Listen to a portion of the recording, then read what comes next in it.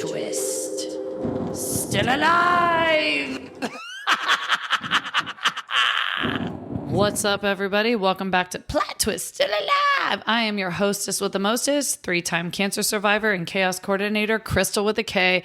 Thank you for coming back, guys. Oh my gosh, we are at episode 16, bitches, and I am so fucking hyped up on Mountain Dew. I'm all pumped up on Mountain Dew. That's right.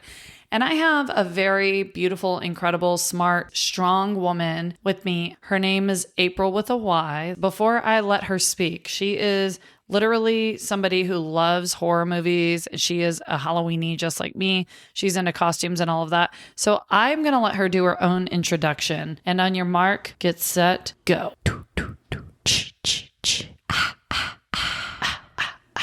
Hey, everybody. My name's Apryl. I love it.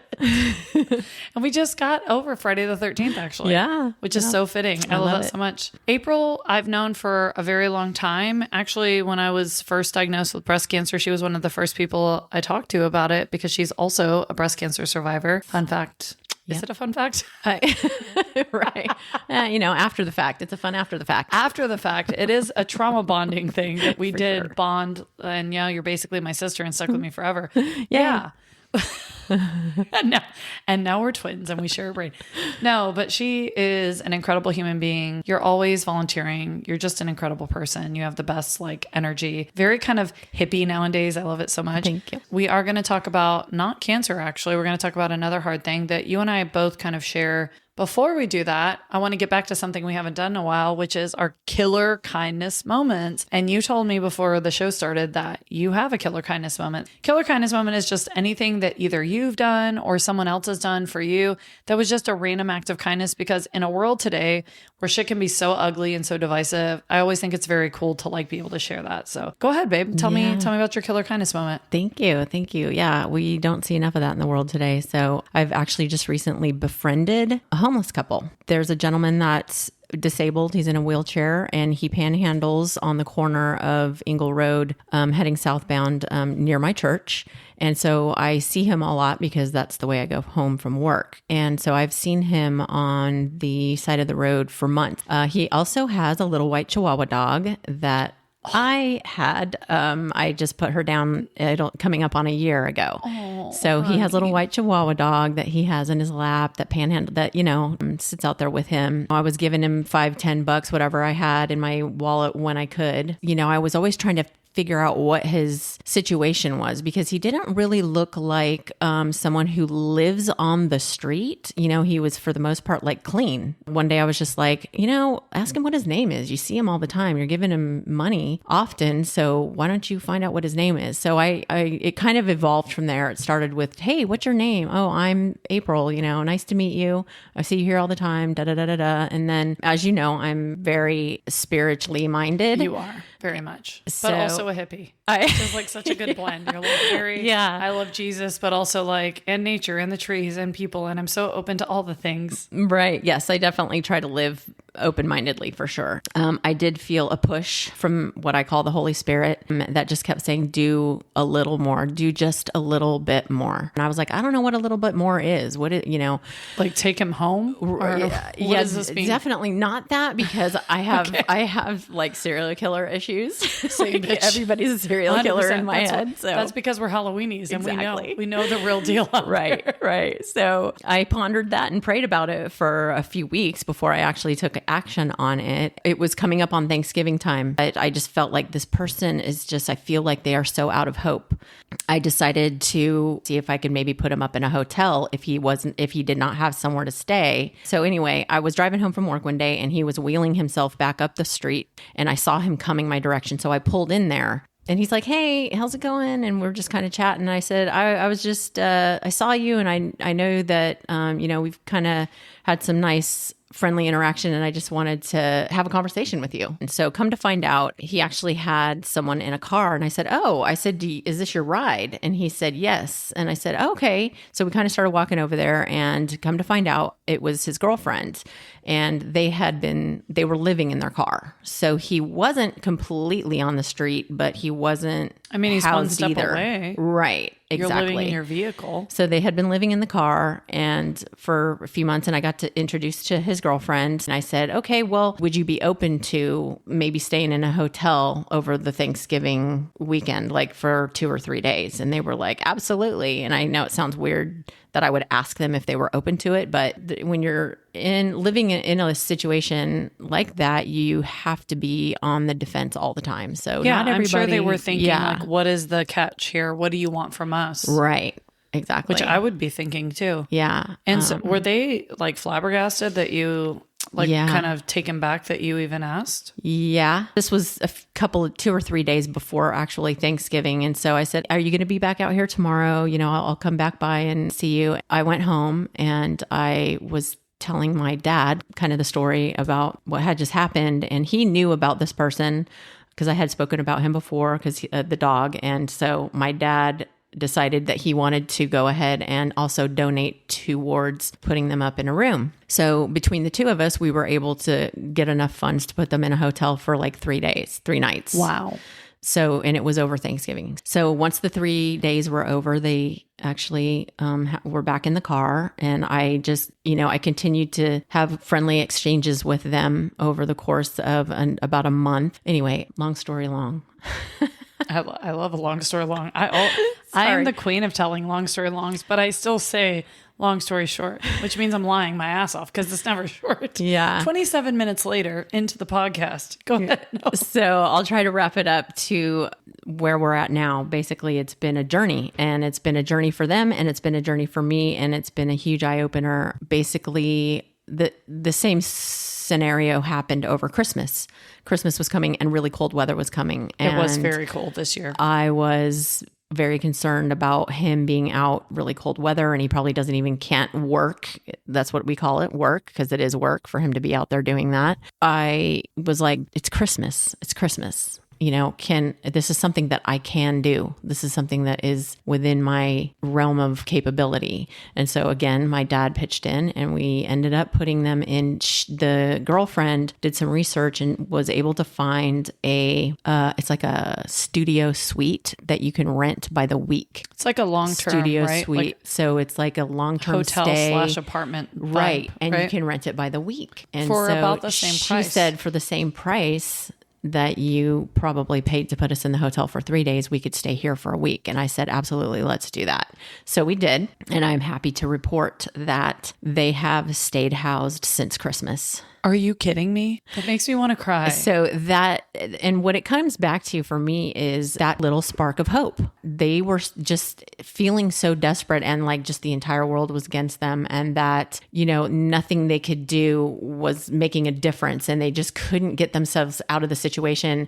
And this has broken a stereotype for me with the homeless community. They are not all drug addicts, alcoholics, and mentally ill, lazy people that don't want to work. Can you imagine in the summertime standing in 110-degree weather for 10 hours, 12 hours straight, begging for money? Because I couldn't. That sounds like harder work than I've probably ever done in my life. Right.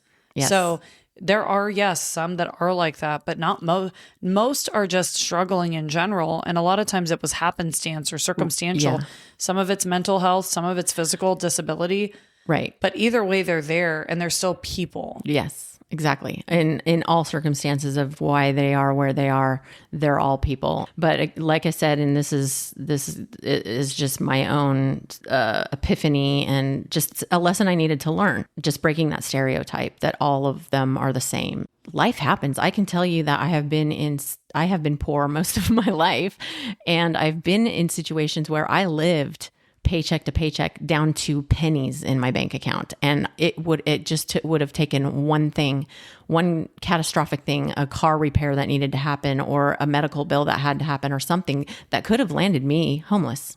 On the street. Right. 100%. And, that's just basically the reality for so many of the homeless community. And then the thing is once you get to that position, it's very, very difficult. The system is not built to help. it's not built to get you be out. easy way to get out of it, especially if you are unemployed. His girlfriend was unemployed at the time and just couldn't, get hired on anywhere. And once you don't have an address, getting a job just makes it right. that much harder. Living in your car, right. Not having an address, not being able to shower. Not being able to brush your teeth, like normal things, functioning things, water, that's heat, being able to sleep. Honestly, Apryl, I've always known you were kind of a saint walking among us. I know you don't look at yourself that way, but to hear that story, you just continue to amaze me. I think that's so incredible that you do truly, you walk the walk. You don't just talk about being, faithful and loving God and doing the right thing. And this isn't even about this. This is about humanity. And you truly walk the walk too. So that is the best killer kindness moment I've had on this fucking show so far.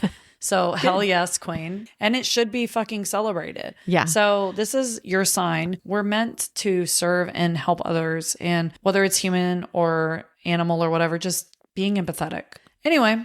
All right. Well, now let's get into the dark shit. So if you have not been part of Plot Twist Still Alive, then you know that we talk about the most traumatic or some of the most difficult things in our lives. People say comparison is a thief of joy, but for me, comparison can also be the thief of validation. You don't have to compare yours to ours. For us, it's just about like relating as humans, as a hard time is a hard time, and letting people be aware that there are circumstances out there that they should be privy to. If you've listened to this podcast and you've heard The Stranger, which is about an abusive relationship, specifically with somebody who might have narcissistic traits.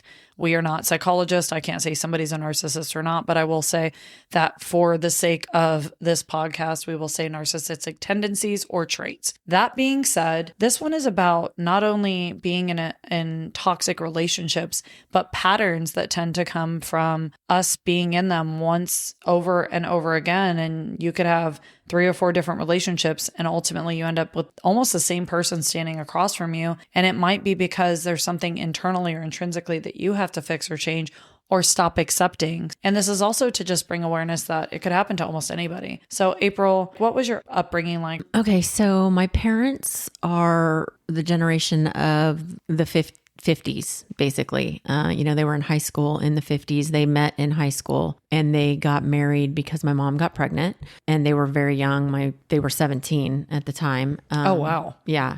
It's like shotgun wedding. Yeah. Well, yeah. You're laughing because there was a shotgun 17 there. They were when that happened. And then my dad ended up joining the military. And so when he joined the military, he was 17. When he got back, and I don't know the details of how this came about, but when he got back from boot camp, basically he was summoned to court and was being faced with a statutory rape charge. So the judge told him, you either marry her or you go to jail. And so they got married.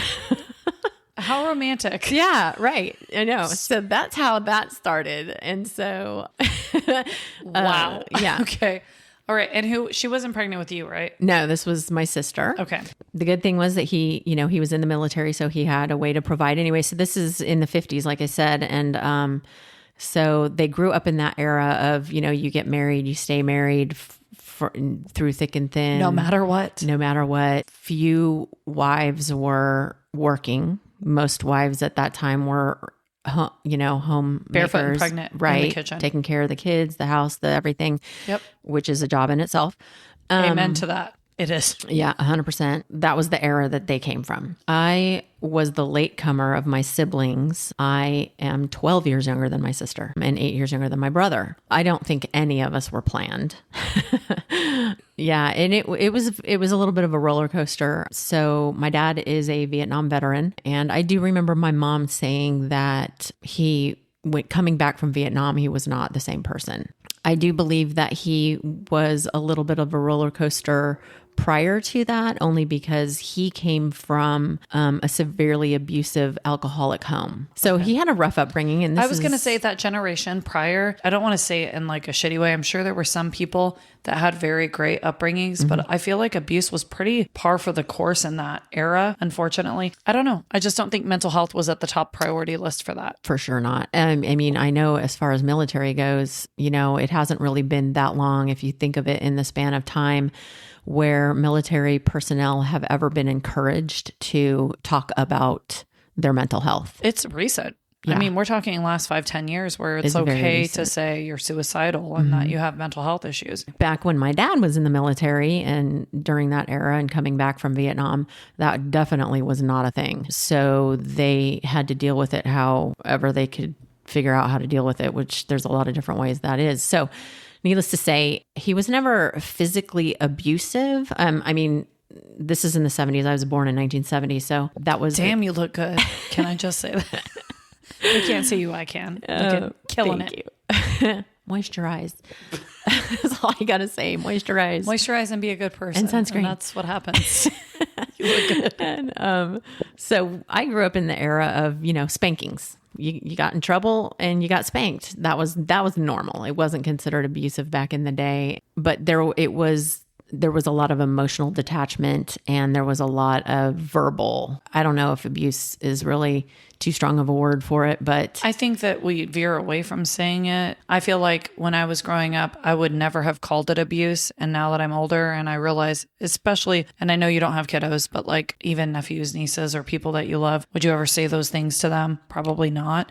Right. That's where I go, okay, it probably was abuse. I just didn't want to call it that because at the time I'm like, no one's hitting me. No one, like it was only physical really that existed. Yeah. So I think it is, especially if it has a lasting effect. That's my opinion. Yeah. But nowadays you can like lose custody of your kids for verbal abuse or emotional abuse. So yeah, there was just times where you just didn't know what you were going to get with him, whether you were going to get like a really kind of almost backhanded comment or a negative response or flat out. I just do remember being told that I was bothersome, that I was a nuisance, just for walking into the room, basically, and being a little kid.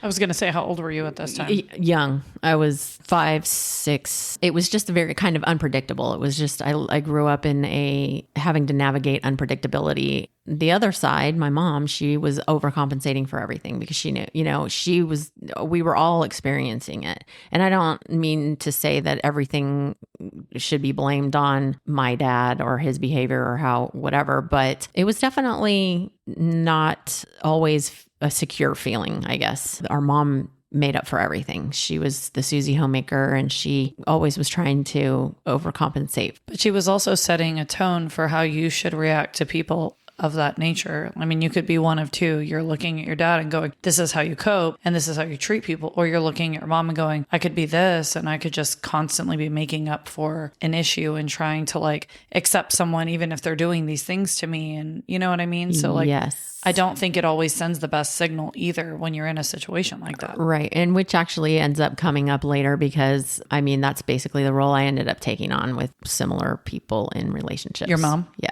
So I took on that same behavior where I would try to fix them. It was always, I was always trying to fix the broken thing. Yeah. So the rest of the time that you were a kid into being a teenager into adulthood, you were constantly questioning like, am I doing the right thing? Were you trying to please? Were you trying to like be the good kid, be the person that got accolades, not making waves, not being the pest? Were you trying to do those things or do you feel like you went the opposite way?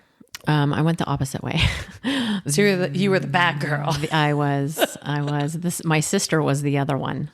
Yeah. Yeah. Okay. But the difference is that I only grew up in the household with my father till I was 10 because my mother did finally decide to leave the marriage. We split, not just household split, but moved out of the state we were living in to different states. My mom and I moved back to my home state, which is California. And my brother was living there already because he was now like college age, because he's so much older than me. My sister was up and out of the house and married at 18. Oh, wow. Yeah.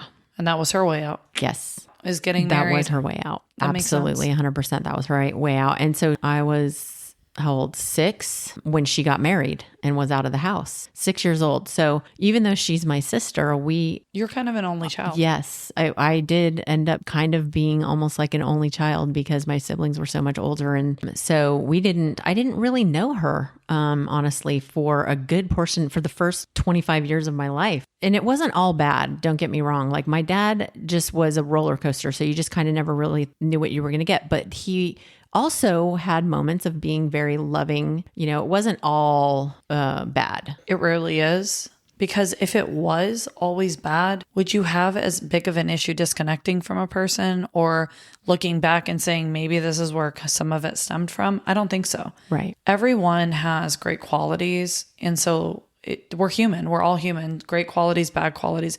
It's just what was the overall, in general, what were you like? And they could be an incredible person, but if there's high highs and low lows, it's really hard, especially as their child, to ride on that. And really, as a kid, you shouldn't have to ride on that. That should be something an adult says, hey, I need to work on this and kind of separate that. But again, back then, like you said, they didn't know. They weren't privy to all of the information that we have now. So, right. Yeah. Much different time. So then what was like the first time that I guess you got into a relationship that was like romantic, and how did all of the things that you grew up with kind of play into that? So what I will say is that this actually influenced a lot of the relationships that I got into and the way I conducted myself in them, and why I decided to not have children. Very early age, I knew I was not going to have children. Oh, so you already had made that decision. The divorce was devastating to me because my parents were very good at hiding the dysfunction in the marriage. As far as I was concerned, honestly, with the exception of the moodiness, I lived in like Brady Bunch land. Like I had the perfect, like I had, my parents, we lived in this awesome neighborhood that was like the Brady Bunch neighborhood. They never fought in front of me. In my eyes, it was like Leave It to Beaverland, But that also set you up for like a false narrative of what their relationship was, because you didn't see anything wrong. Yes. And that I think affected me deeply. I was going to say, I think that that's important for people to know. If you're in a relationship right now and you're like, well, we never fight in front of the kids. Well, if you get divorced when they're 18 years old or 10 years old, you don't think that that sets a false narrative that they thought that their parents were fine and they're not fine. And again, that's all coming from a place of your parents trying to protect you as a child. But really, it's like a false reality you're living in, and they fucking pull the carpet out from under you. That's almost exactly what happened. And it was absolutely devastating because I never saw it coming. The divorce rate back then wasn't what it is now. I did not have one friend that had divorced parents. Ugh. So there was a stigma back then when you had divorced parents as well. And the thing is that I felt like my entire life was a lie. Which makes sense. Yeah. Complete sense. So I from that point on, I just kind of lost all faith in the institution of marriage. And therefore, I think that's kind of where my not wanting to have children, growing up, with a single mom, and she was struggling. And I was like, I don't ever want to be in that position. But I don't have enough faith in marriage that I know that it's going to be forever. And I just don't want to risk it. I just didn't want to take that risk. Unconditional love is a huge thing, and it plays a huge part in like all of my relationships. I kind of don't feel like I have ever been loved unconditionally by anyone in any of the relationships that I have been in, with the exception of like familial, my mom or my siblings, that kind of thing. But like as far as like male, right, relationship, here I am at the stage I'm at in life now, and I'm still saying that. Clearly that had some impacts. Okay, so let's go to the first relationship outside of like being, mom, dad, core. Your reality is pulled from you. Your parents get divorced. You move to different states essentially. And so what does your first relationship look like? Maybe there were some positives, but like the pattern sort of started. So I was 13. I was in 7th grade when I entered into my first like real boyfriend relationship. Like first love. That was the first dance, love. Yeah. First kiss. First hold my everything. Hand, do all the things. Yes. Okay. Yeah. And I don't know if it was the same for everybody, but that love that you feel at like that young of an age, and it's like your first experience feeling that kind of love, it is the most intense thing. And I don't know that I've ever felt an intensity that strong really since that relationship. Okay. Honestly, I've been in love with people, don't get me wrong, but the intensity of it, couldn't say that it's been duplicated. Can't compare it. No. That's interesting. Yeah. Okay. So I started a new school that year because we went into junior high. That's what it was back then. Now it's middle school. It was 7th and 8th grade. And it was always a very adventurous, sort of mischievous kid. You asked me, kind of what direction did I go in with the divorce situation? Did it make me kind of more of a, bad girl? Yeah, bad girl. Talking about a This is where I went. I ended going down that road. So this first love boyfriend, he was a rebel. He was very rebellious. He Shocker. was very I'm so shocked. boisterous. He was very kind of a troublemaker, not really, really bad troublemaker, but he was cutting up in class and he controlled a lot of situations. Like he was always kind of in control of the room. Whatever room he was in, he was sort of in control of it in a certain way. I had never really been around anyone like that before. No one I grew up with was like that. So it was very, very new to me. And so I was very, very intrigued by it. And one of the things too, and to this day, he was very comical. And I love a man that can make me laugh. Yes, that's sexy. Yes, 100%. I will get naked right now. Right. Just make me laugh. Yep. So, I'm a slut for a sense of humor. Exactly. So anyway, so he apparently liked me. We were in a couple of classes together or a class together. And so that's how basically we met, was in class. It just kind of evolved into, we ended up going out and it was really, really a whirlwind. It was very intense.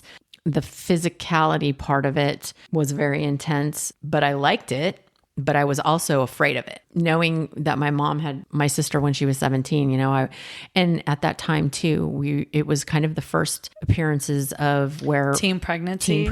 Oh yeah. And they was weren't sending them away. Yeah. They would go to school. Yeah. When my mom's day. So you were seeing the potential of having teen sex. Yes. Right in your face. Yes. And so I was They weren't sending them away. They were, because that's what they used to do. Shun the pregnant. They would be like, oh. No, they really would. They go to 9 months to live with their aunt and they just went out of town. And then they come back and the baby, there either wouldn't be a baby or they had a baby and they're like, now I'm a mom. Right. But sometimes they'd be like, oh, and they went to aunt such and such and they give the baby up for adoption quietly. Exactly. That's fucking wild that was even a thing. Yeah. Oh my God. I need to find somebody to talk to about that. But anyway, continue. Yeah. So you were in other words, you were hyper aware of what sex could bring as a teenage girl. Yes. Got it. But I also had a very high sex drive. I have as a my entire life. I've had a very high sex drive always. And so that has been the catalyst to a lot of my relationships,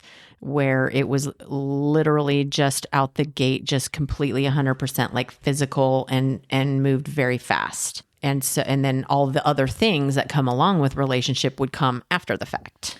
Which is backwards. Right. Because truthfully, people should, quote, earn that. And it's hard because I'm very much like women and men should be treated the same. And I went through that. I'm similar. We've talked about this. I'm very sexually driven.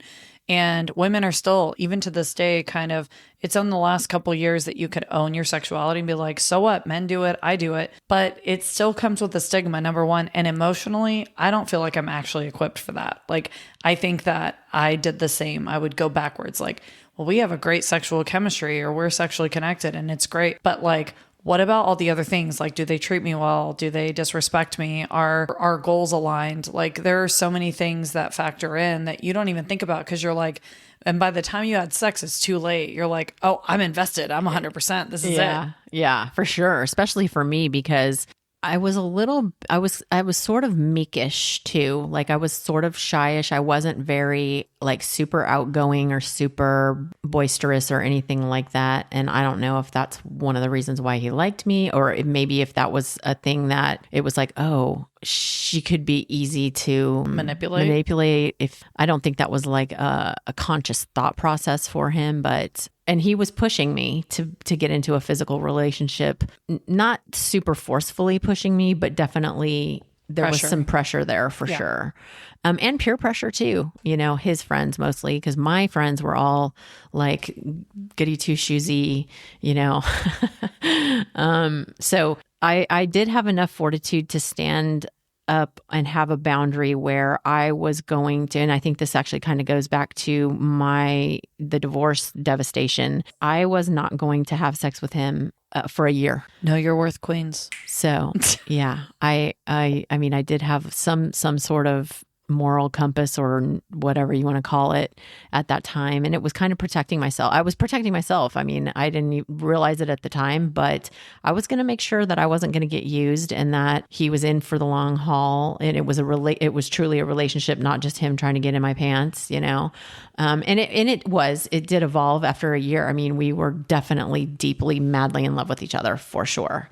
Even though there were some not great moments in the 5 years that we ended up dating. So it was like all of basically like end of middle school, all of high school. Yes. Into adulthood. Yeah. And it was off and on. We did have some in between breaks here and there because being the rebel that he was, he would get sent away because he would get in trouble. And then I would break up with him because he was far away and I didn't know when he was coming back. But one thing he did do a couple of times was he would break up with me. This was when he wasn't out of town. He would break up with me because he would see another girl that he was attracted to or whatever. He would break up with me so that he could go have sex with this other girl.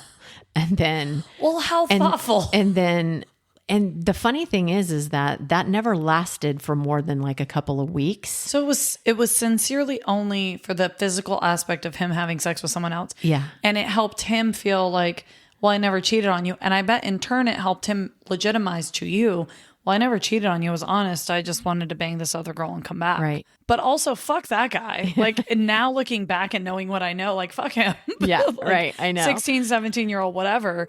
And you, as a young woman, were like accepting of that to a degree because you allowed him back. 100%. I was accepting of it. I was basically on it. And maybe this was gaslighting and I didn't know it at the time, but it was, I was on board with, I was like, yeah, I mean, he didn't cheat on me. So, I mean, come on back. Yeah, I love exactly. I mean, he can't be that bad of a guy. He didn't cheat on me. At least he broke up.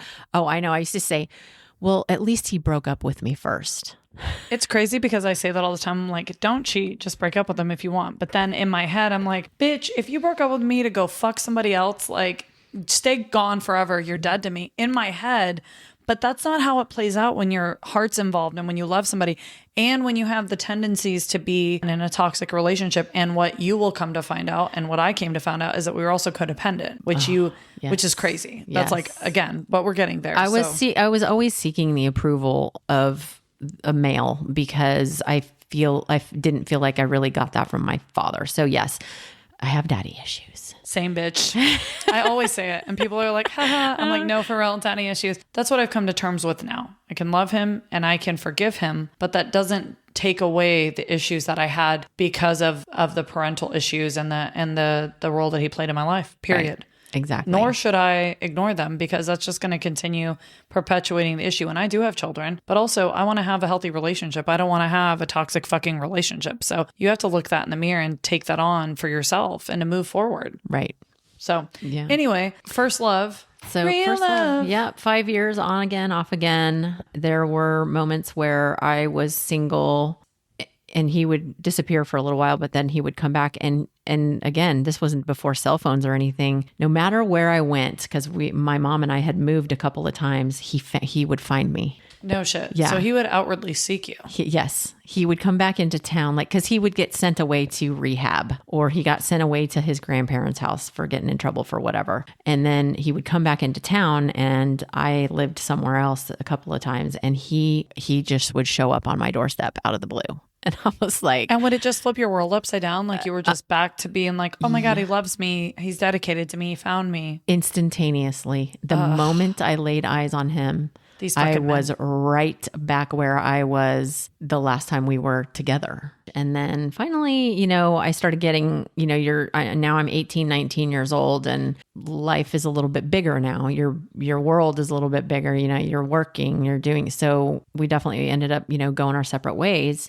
He ended up getting sent to rehab. And although I was a partier, I don't necessarily think that at that time I was like an addict of any one thing or an addict really. But because he went to rehab, I went to rehab because he was there. So talk about codependency. Right. And which is somewhat of an addiction itself. You're like addicted to being in a relationship with somebody who treats you like that. Yes. So. Very, very addictive. Yeah. So while you're there, though, I'd imagine that you were getting counseling and these different like mental health things that might have helped open your eyes, honestly. Exactly. When you were there. Which is what I actually think led to us ultimately separating. Because I don't know. I mean, if that hadn't happened, I feel like we could have just kept going like that for years and years, decades, maybe. I don't know. But while we were both in this rehab program, we ended up splitting up as far as being in a relationship. And he pursued a relationship with a couple of other girls that were also in the program. And so we all knew each other. Because it's always great whenever you're an addict to get with other addicts. Right. That's just usually the way that things always work. Yeah. And I'm just actually kind of having this epiphany right now. As a matter of fact, this actually was giving me self-worth. Even when he was in relationships with these other women, he continued to pursue me. I never did that when I was in a relationship with someone else, but during this time, I was not really in relationships with other people. I was either with him or I was without him. Yeah. And he always put it like, I'm in this other relationship, but they're not you. Which makes you feel important. Which, made me feel good. Right. Of course. Made me feel like I had some self-worth. As messed up as that is. It is super fucked up, but isn't it crazy how the most fucked up thing he didn't even realize he was probably handing you the key to your freedom from that relationship, like had no idea, right? So what was like the final straw with this whole like rinse, recycle, repeat vibe? Like what happened? Yeah. I had been in enough of the counseling sessions through this rehab program that I was starting to be a lot more aware of behaviors and the repeat patterns and just gaining some maturity, just not wanting to continue to be the side girl or not good enough to be in the relationship. Or it was just I was just really hyper aware of the cycle it was cyclical behavior, and I was just kind of like done with it. Well, I would imagine that being in toxic relationships and being an addict, because I'm speaking again from personal experience. We have not done my episode. That will be coming. But if you listen to The Stranger, which was Abby's story, we talk. And again, I'm speaking from experience. If you are with somebody who has narcissistic traits, narcissistic qualities, and or just like abusive qualities, and you're codependent, it actually becomes something you're addicted to. Yeah. Your brain is biochemically addicted. So those counseling sessions that you were going through, though they were maybe meant for like substance or alcohol or drugs or whatever, those can be applicable to people as well. And like bad cycles and, why do you run back this person? I could completely see how all of that counseling that you were receiving spoke to you still, even if it had nothing to do with being addicted to a drug and to a person instead. Yeah, it was definitely applicable to other areas of my life and life in general. So I think that drove us apart. Whatever happened, either he ended or you ended, but finally that relationship dissolved for good. And then how long would you say you were single until the next relationship that came? I'm going to say less than a year. So you were about 18 when this was finally done, or a little older? Yeah, I was about 18. So by 19, you were... 19. Yes. I want to say I was probably 19-ish when the next relationship came around. Interestingly enough, I think some of that therapeutic environment that I had been in took hold because that next relationship that I was in was probably the healthiest of all my relationships that I've ever been in. I met a guy at work. He was not my type. There was not an immediate physical attraction. He wasn't like a rebel type guy. He wasn't a bad boy. He was a really, really nice guy. Ew, we hate that. Right? Girls that have trauma, we hate that so much. We don't. What do you mean? I liked drama, boring, right? And I liked, I like you said that there wasn't. It was almost like I had an addiction to just that high level chaos. Of chaos. Yes, yes. He was definitely not that. Really, really nice guy, and he just asked me out one day, and I thought, oh, okay.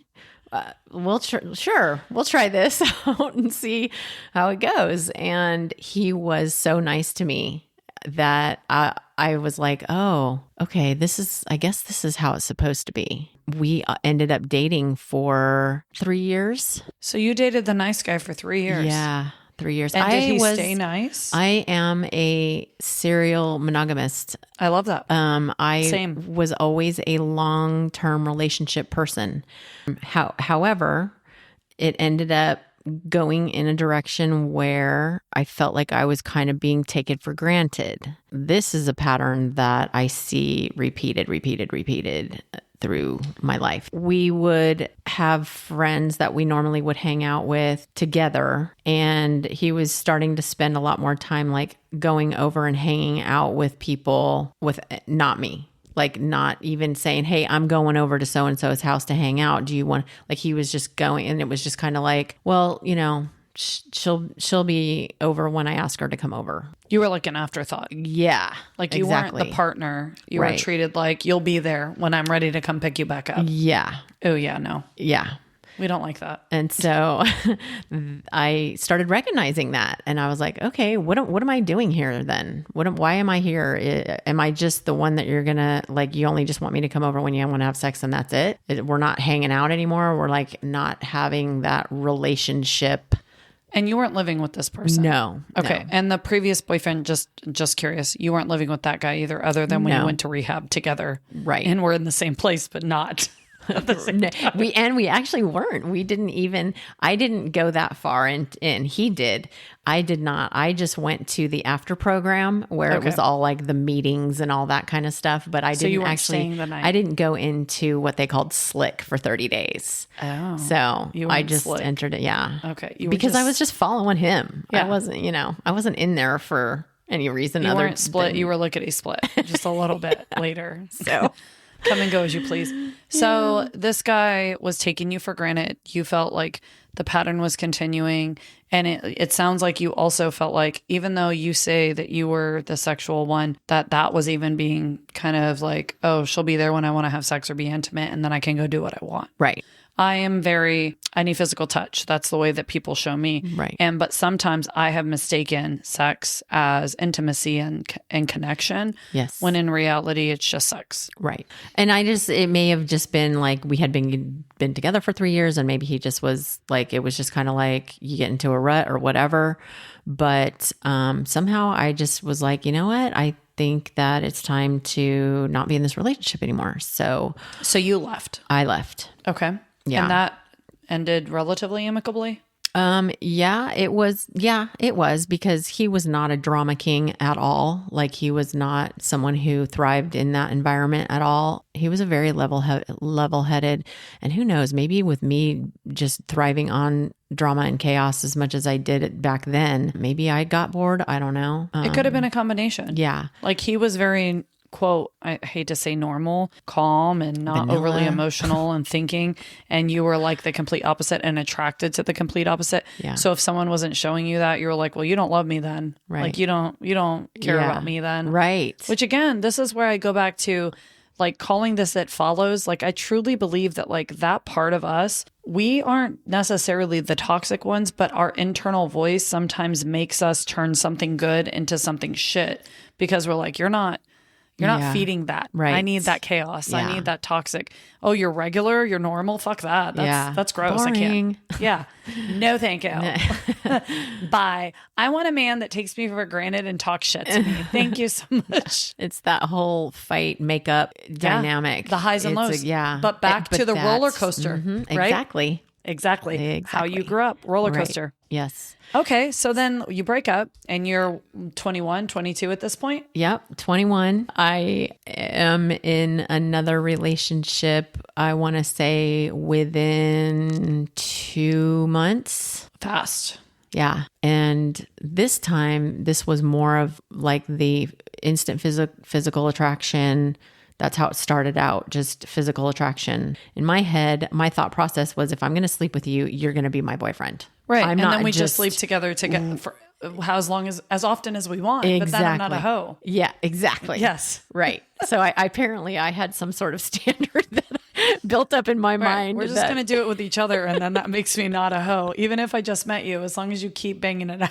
Right. As long as you keep showing up and there's nobody else involved, I get it. Yeah. The things that we do to legitimize just poor life justification, choices. Man, it's a bitch. So he was younger than me, though. He was 18, but he was really hot and a lot of fun. So, went with that. And that did turn into a relationship. And he actually ended up moving in. He was the first boyfriend I ever lived with. Well, when he moved out of his parents' world, gonna go. No joke. He literally moved out of his parents' house into my apartment. I love your honesty. It makes my heart so happy. So, but we were talking about like 3 years difference, which I really don't have an issue with. Like, honestly, when we talk about like frontal lobe, we're talking 24, 25. And again, he's 18, you're barely 21. Like, okay, right. This is, I don't have an issue with it personally. Anyway. Continue. Yeah. And he was a pretty mature 18-year-old. I have to admit, I mean, he had a job and, he moved in. I'm a pretty easygoing person. And so I second that though. Unless you've changed a lot, the person that I've known for the last 6 years, you're extremely easygoing, you're extremely forgiving, and you just go with the flow. Yeah. For the most part. And I've always been that way. But I was told actually it was a best friend, a boy that was a best friend of mine that I was never in a relationship with. I've known him for probably 30 years and we're still really good friends. But he told me, he said, you know what is so cool about you is that you are like a guy in a girl's body. Your personality, like your sense of humor. I grew up in a very dry sense of humor, sarcastic. Everybody gives everybody shit kind of. It's your love language, sarcasm. Exactly. Sarcasm. That's how I grew up. That's my sense of humor. A lot of men are like that. They like it. Yeah. And they're they like attracted to it in women. Yes, apparently. So yes. This is what he was telling me. And which was my superpower as well. If you haven't noticed, I'm sarcastic as fuck. Which is why I love you so much. And so I used to, and I liked boy things too. Like I was very much a tomboy. Like when I was a little kid, I was out catching snakes and running in the gully and like football and. Well, you're still like go camping and shit like that. Yes. Like you're I'm just very tomboyish. Mm-hmm. Yes. So guys like that. The 18-year-old, the young buck, we'll call him the young buck. He, decided that he wanted to swing. Oh, and if you want to hear more about the new brothel swing, please listen to The Happening. We'll talk a little bit more about that. But also, if you're a swinger, this is my opportunity to invite you onto the show and talk about how you survived that. Anyway, he wanted to swing. And you were a serial monogamous. Yeah. So I imagine that didn't go great with you. No, it didn't. However, because I wanted to be the people pleaser that I am, and because I was codependent, and I would basically do anything for when, like if I actually fall in love with you, I am all in, and I will give every fiber of my being to support the relationship and the person that I'm in the relationship with. And being just kind of open-minded, I was like, okay, well, I guess I'll try it. And it was a conversation that we had multiple times. It wasn't just like, oh, hey, let's try swinging. Okay, let's do it. Okay, tomorrow. Yeah, great. It wasn't like that. Okay. We worked up to it a little bit. Right. Discussion. And found ourselves in a situation. And in that situation, I came to the realization that I can't do that. I just have too many trust issues and just you're not wired that way. That feeling of worthiness and like, why am I not good enough for you to only want just me? One person. Right. That kept coming up for me. It was a trigger for that. And which is probably, a lot of people. We tried it. I didn't like it. So I was like, I'm not doing that. And he said he was okay with it, but then say probably within 6 months-ish, he cheated on me. So it was definitely a point of contention for him. It sounds like he wanted to have his cake and eat it too. Yeah. Which I think, again, I'm not judging swingers, do your thing, but it's a very rare thing. I've known a lot of people that have done it and very few relationships that actually survive it, unfortunately. Yeah. Because I've seen some shit and I know a lot of people. And typically it's one individual in the relationship and the other person is doing what you were talking about doing, which is I'll entertain it. I'll try it. They're not involved. They don't like it. Or even worse, they feel actually like gross or dirty. It affects them. Like they don't want to do it because it makes them feel bad about them. And usually it's like a breaking point for the relationship. So, right. So that obviously was a breaking point for y'all. At that point, he cheated. So did you have, I guess, confidence built because you said you had it before you met him? Did that continue to where you were like, okay, I'm done? Or did you continue to give him a chance or try again? No, that was one thing that always in all of my relationships that was consistent. It's like a deal breaker. Yeah, deal breaker, big time. Like major lying to me, because that goes back to the divorce thing where I felt my entire life was a lie. If you lied to me, and I would probably maybe give you a chance, maybe 2 chances if you lied to me about something, but any more than 3 that was strikes, it. bitch. Yeah, you're out. done. Just like baseball. There's just no. And I'm a boy's girl, so I understand. I'm a tomboy. Yeah. I know what 3 strikes is. Yeah. So it was lying and cheating were the 2 things that I absolutely would not stand for. So that was the end of that. Bye. Get the fuck out of here. Go buy your own alcoholic beverages. Yeah. Well, interestingly enough, we actually were in that relationship for close to, I want to say 3 years. Wow. Yes. I told you I'm serial monogamous. Like when I got into a relationship, I was in a relationship for the long haul, because I think that even though I didn't really have any faith in the constitution of marriage with the devastation of my parents' divorce, I always had a hope for it. Of course. I always was hoping that I was going to find that person that was going to be just so perfect, and that it was going to be like the whole Cinderella story. Well, and in turn, you also, again, correct me if I'm wrong, this is me telling you how I feel, but also wondering, even though you say you don't want these things, I think subconsciously who doesn't? Well, very few people want to be alone. I think most people in nature, intrinsically as people, we do want a connection and we want a partner that we can go to the end of time with. Again, you're speaking to somebody that has been divorced now. That was never my goal as a kid. I was never like, when I'm a big girl, I will marry and make the wrong decision multiple times and then I'll finally find the one. Very few people get married going, this is going to end one day. At least I can move on to something else. Right. Like you don't get like that until you're super jaded. Yeah. So yeah. Young buck doesn't work out. 3 years pass. You're now 24. 24. Yeah. And how long were you single this time?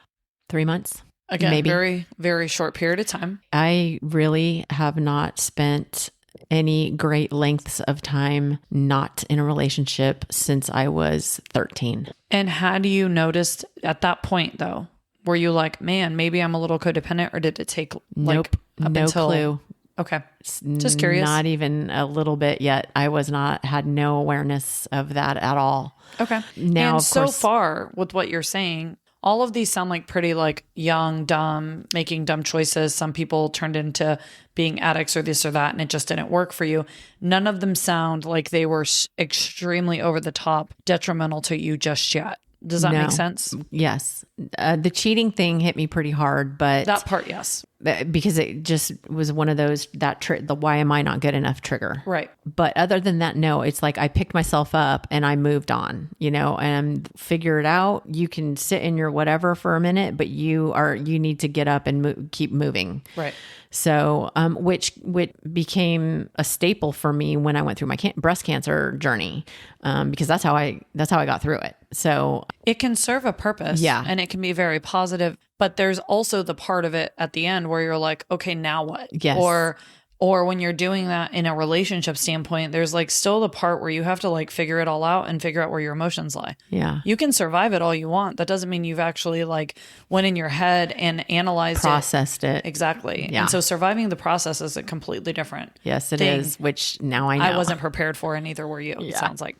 So next relationship is what? I am in the party scene. I'm 24. So, I'm doing the bar hopping thing and whatnot. I'm a party girl. So going to a local bar down the street from where I lived on a regular basis with friends all the time and whatnot. And so I met a guy at this bar, and he was very much like first love boyfriend. He was definitely like a rebellious, rode a motorcycle, tattoos, pool shark, very personable, very outgoing, very like worked a room kind of guy. So he was very reminiscent of first love boyfriend.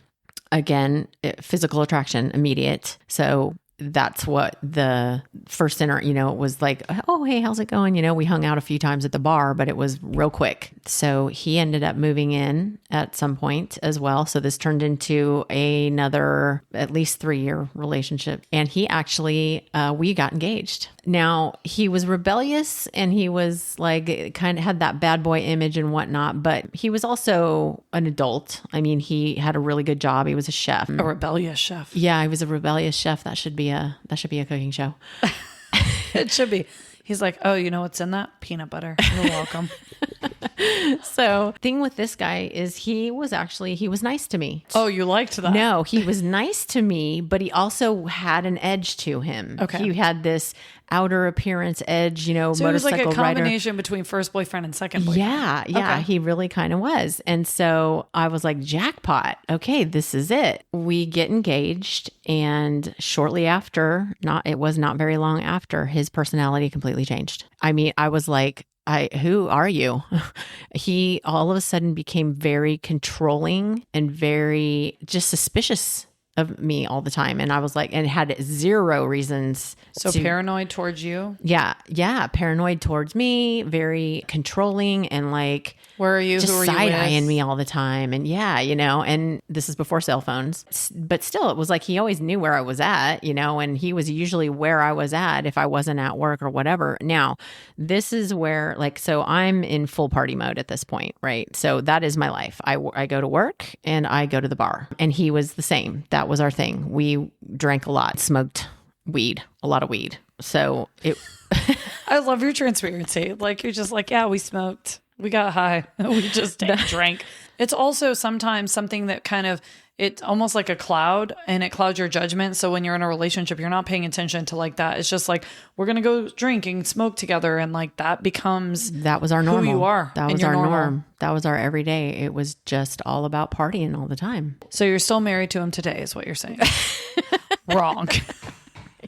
So that probably failed epically. Yes? Yeah. So especially with the him being jealous and stuff. Yeah. And paranoid. With his personality change after it was so weird to me that everything was so fine and dandy up until we got engaged. Everything changed. I don't know. And so he started acting weird anytime we were hanging out with any friends that were males, even when he was there. And, or if we had a male friend, mutual friend that maybe would come over to the house knowing that he was going to be home soon. Like if that person was there before he got home, he got all weird about it. And I was like, nothing's happening here. So anyway, I'm a serial monogamous. I would never. Yeah. Hello. I ended up calling that engagement off. And there were definitely red flags in this one. Yeah. Did this guy go away without issue? Oh yeah, he did, because I told him, I said, I think that we really need to put a pin in the wedding, and I just think that we are needing some time to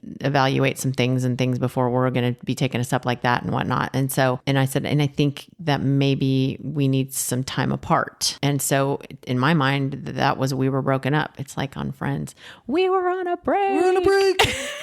Okay, Ross, calm the fuck down. Seriously. Yeah. And so, he moved out. He moved back to his parents' house. That made it easy for you, though. Yeah. And I was like, okay, we are broken up, right? Within a month, probably, maybe 2 months, a guy got hired at the job that I was at. Incredibly attractive specimen of a man. And I was like, oh, whoa. There was some flirting things happening. And so eventually I got asked out on a date, and fast paced, turns into a relationship super, super quick. And he moves in. Yeah. So this was kind of a pattern still. Yeah. It's just Still moving pattern. fast paced, physical attraction, head first. Okay. If I'm sleeping with you, you're my boyfriend. Next thing is, but these people, it wasn't like I was telling them you have to move in with me or we're not going to, whatever. It was all a mutual attraction, they were all into. Yeah. Right. Yeah. Okay.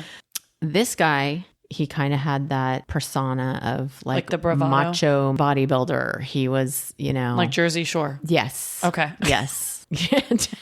Very much. Which one? The Situation, Pauly, or I feel like the Situation. Pauly D. Yeah, Pauly D. Oh man, I get that. He was hot at one time. Once upon a time. So he ends up moving in, and he gave me a really big ring. He did not call it an engagement ring. It wasn't officially. we were not officially engaged. And he was like, I am just like madly in love with you and we are destined for each other. And like he was saying all of the love bombing, big time love bombing going on. How long into the relationship were you getting a ring? Probably not even a year. Oh, wow. 6 so months. He moved in with you and 6 like months. within 3 months you're in together and then 6 months you're getting a ring? 6 to 8 months, yeah. Yep. Sounds about right. Yeah. So major love bombing. I grew up in an environment in California. It's very, you need to look a certain way. That whole Barbie complex, right? And so I did. And so this is kind of where this one went awry is I was very, very skinny. I was almost to the point where people were like, you really need to put on some weight. But that's how he liked me, rail thin. But people were like, you're a little too skinny. When you get into a relationship, you kind of relax a little bit. You know, you're spending so much time together. You're not at the gym as often as you normally are. You're eating pizza and stuff. When you're like going out, yeah. Especially if you're getting love bombed, you're like going to dinner and you're doing all these things. Right. You're not on your normal diet. Right. Exactly. Yeah. And, you know, you're not as diligent about all that as you normally are. So anyway, I did end up putting on 10 pounds. Clutch my pearls. What? Yeah. 10 pounds. Oh my so God. I was actually looking probably a normal, healthier weight person. Yeah. Yeah. Exactly. Not Skeletor. And I'm telling you this because this is what other people were telling me. They're like, oh, you're starting, you look better. And I'm like, oh, okay, you know, but him, not him. Everybody around your friends. He actually was telling me the opposite. You were fat. Yep. Wow. He says to me one day, yeah, you know, we both really need to get back into our workout routines, you and me both, because, you know, you look like you've put on a few or whatever. And I was like, whoa, excuse me? And anyway, he just had this thing for just waif. And so he started telling me that you need to be like cocaine model skinny. Right. So he started telling me that basically he was body shaming me. He started body shaming me. He had a pretty hot temper. He would come home from work and he would just be in like a fit of rage. And so he would come home and he was slamming doors and he was throwing things in the sink and he was like just ranting and raving about all the crap that he had to put up with at work. And it was just very volatile. So I had never really been in a relationship where there was that kind of volatility. You know, I had, emotional up and down roller coaster-y type, whatever, but nothing like that. And what I was were your like, reactions to those things? I was taken aback because I thought it was like I could foresee. I thought, if this is how that is right now, what could that potentially turn into? That's not okay. So physical abuse. So I guess I actually had 3 things: physical abuse, cheating, and lying. Those were the 3 things that were. So you did draw the line at like someone putting their hands on you. Oh yeah, 100%. But the name calling and the screaming and the slamming of doors and the throwing things to scare you, that was all okay. Yeah. Which is still abusive. Right. But we don't know that until we know that, right? Right. And this is actually going to make me sound really bad, but so he had a brother that also worked at the same place that we worked. So we were all friends and we all hung out and we were all partying. The theme of my life, party girl, is party girl. Got it. Right. Which is so that crazy just never goes so away. Far. Just never goes from away. That now.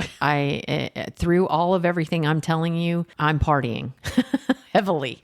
So because he was working nights, you know, his sleep schedule was different and whatever. And so I was still going on with my party life. I was going out with his brother and all of our friends. It was always us and all our friends going out all the time, partying, having a good time, After a while, probably 6 months of that, came to the realization that I had feelings for his brother. Oh no. Yeah. It's like a soap opera. I didn't know it until a thing happened where he hooked up with a girl that we were out at a bar and I got jealous. You got jealous. And I was like, whoa. I mean, it was like a brick hit me in the face. I couldn't believe, I was like, why do I feel like this? This is so weird. You know, things were deteriorating between me and his brother, you know, over this course of these few months. And then me and him are hanging out and he was a sounding board for me too. Like I would be like, this is what's happening in the household. You know, like he was the one person listen to it. He would listen to me. Yes. He would listen to me and he was like, he shouldn't be acting like that. We weren't raised like that, this, that, and the other. Long story longer, I end up breaking up with him, giving him his ring back, and I did divulge that I had feelings for his brother. Whoa. That didn't go well at all. I would imagine not. Yeah. And so before I did that though, his brother It was mutual. It was something that I think we both were feeling, but we never spoke of it or anything because we knew that's like so taboo, right? Like, oh my gosh. For sure. So we didn't speak of it or anything. We had a conversation about it. So basically what we decided to do was nothing should happen with us for a little while. Like we need to give it some time, make sure that that's really the situation. I'm not going to say anything about you. It's going to be all on me. And they didn't speak for a year after that. Brother and I stayed away from each other. About a month later, he came to me and he was like, hey, I think that we need to hang out, maybe see if this is going to go somewhere. See where this goes. Right. So we started dating and that turned into a relationship. He ended up moving in. So the not speaking to each other thing didn't happen until brother number one found out that me and his brother did actually enter into a relationship. Then they the stopped previous talking. brother, Yeah. Big Rock, yes. Yeah, the Rock. if you smell The Rock is cooking, was upset that Little Rock got with you. Yeah. And that's so when then he he's like stopped 1 talking year not speaking to him. And did the apple fall from the tree very far? Were they different people? Was he kind? They was were he very, good? he was very nice. He was very good to me for a very long time. I actually married him. Wow. Yeah. Really? Yeah. So you married the brother? Yes. So Little Rock got married. Little Rock, I ended up marrying him, yes. But so we were together for 13 years. I was wondering where this was going because I'm like, she doesn't have to tell me any of this because I knew you were married, but then you kind of did. Yeah. I mean, you didn't have to, but like, hold on. If you're listening at this point, I want to give you a lot of fucking credit because most people do not want to tell any part of the story that might potentially make them look bad. I just have a lot of respect for you for being able to do that. When I talk about myself, I try to do the same because I'm a human being and I have fucked up and I have done things wrong. Mm-hmm. And I think that it makes it more human. And so just thank you for being so transparent. Don't worry about if it makes you look good or not. Like, I don't know one person that has not done something that at some time they look back and they're like, that could have been fucked up. Anyway, but you married this man. Yeah. Okay. Not right away. No. In fact, it took a really long time for us to get married. We were together for 10 years before we got married. Whoa. Yeah. And then he said to his brother, hey, Big Rock, can I borrow that and give it to her? I'm just kidding. So after about a year of us initially getting together, they started talking again. Like his brother finally forgave him. And then eventually he and I became friends again. And, there were family functions and things that we had to be at the same time. I didn't go to any family functions for like a year and a half. And I think we actually even waited for him to get into another relationship before I started showing up. That makes sense. You're giving it some space to breathe. Right. Be respectful. It was a process, believe me.